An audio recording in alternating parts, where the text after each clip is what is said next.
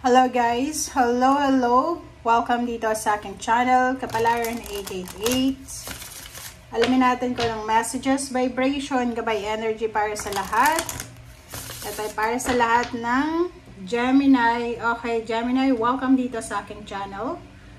Tingnan natin, Gemini, kung ano yung message na pwedeng makapag-resonate sa'yo. So, paki-comment sa comment section if you resonated. This is a general reading, so gamitin natin ang ating intuition sa panunod. Okay, Gemini, kumuha tayo dito sa first deck ng isang baraha. Ano ba yung pwedeng mensahe para sa atin? It's travel, Gemini. Travel. April and May, yung message na to para sa inyo. Okay, and suffering and silence. Okay, it's number 9. Gemini, kung makikita mo dito sa baraha mo, etong travel na to is para siyang 6 of Swords. Okay? This is the result and this is the current situation or past.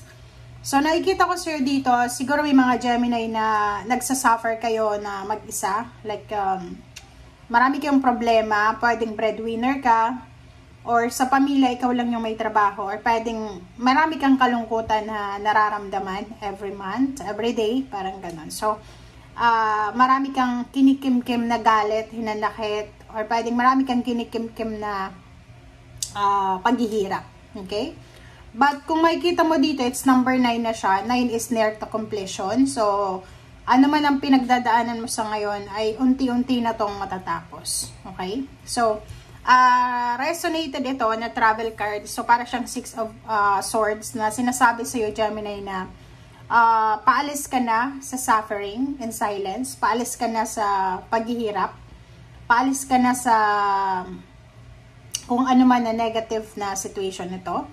And dito sinasabi na you're moving out from that situation and papunta ka na sa mas kalmadong lugar, mas kalmadong sitwasyon, and mas kalmadong environment or emotion. Okay.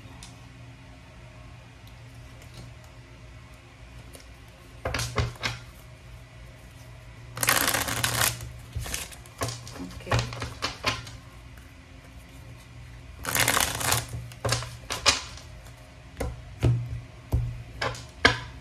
Okay.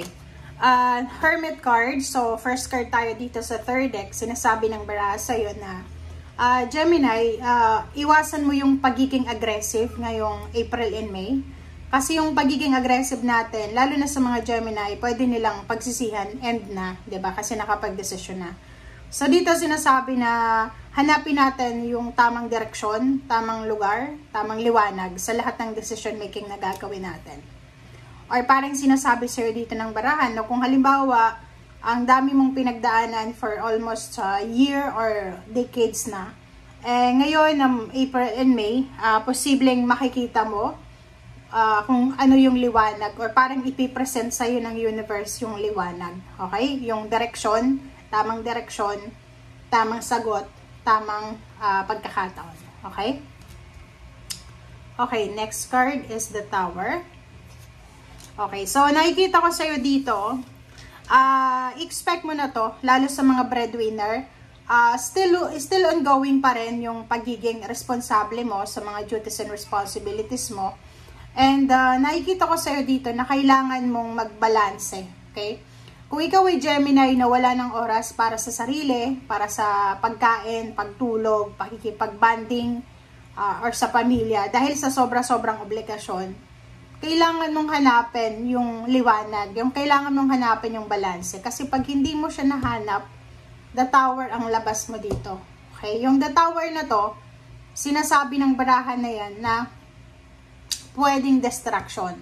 Like physical. Kung sobra-sobra kang mag-overtime, hindi ka na natutulog, hindi ka pa kumakain, talagang health yung madidistract dito. Health yung masisira.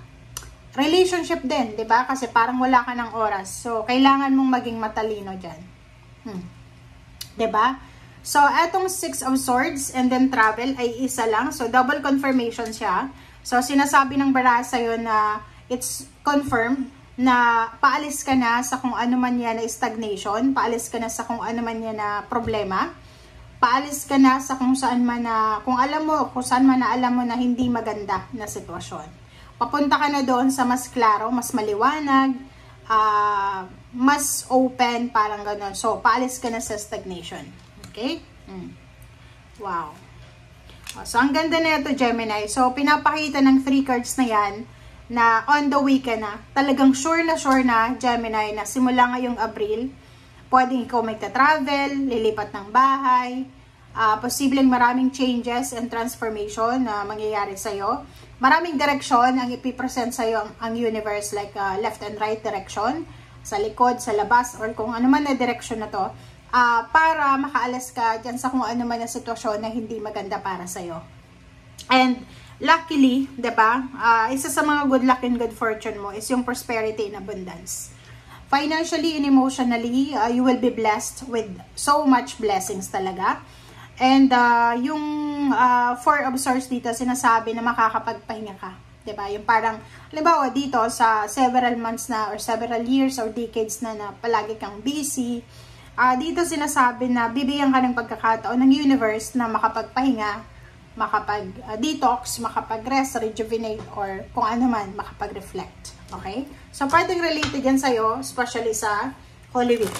Siyempre, di ba, pag Holy Week, walang trabaho, lalo na sa Pilipinas ka. Pero kung OFW ka, siyempre may trabaho ka. Okay. Ace of Cups. Okay, and Page of Cups. So, if you're single or any status man sa buhay, nakikita ko sa'yo dito na posibleng may, like yung iba, like matagal ka ng heartbroken or pwedeng matagal ka ng hiwalay, Gemini. Dito sinasabi na posibleng may mag-offer sa'yo ng relationship. Ang tawag ito na mag-offer sa'yo ng relationship, siya yung makakagamot ng pain and heartaches mo. Siya yung makakagamot ng, masasabi natin na, yung parang nawalan ka ng tiwala. 'Di ba?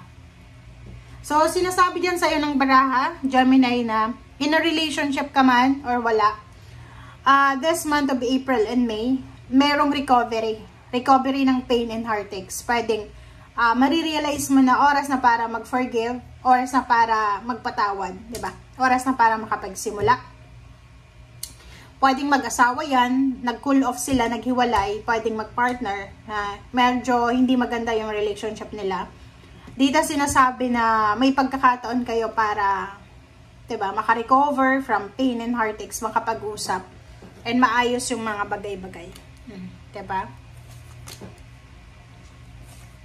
Kaso lang, okay, so dito sinasabi ng barahan na maraming marirecover ka, diba? So, mga past relationships, past issues, past events, but make sure na mag-iingat tayo. Kasi, hindi lahat ng tao na pwede mong pabalikin sa buhay mo ay deserve nila. Okay? So, nakadepende din sa'yo yan, Gemini. Kung may mga tao kang gustong pabalikin sa buhay mo, ikaw yung magdedesisyon nun. Okay?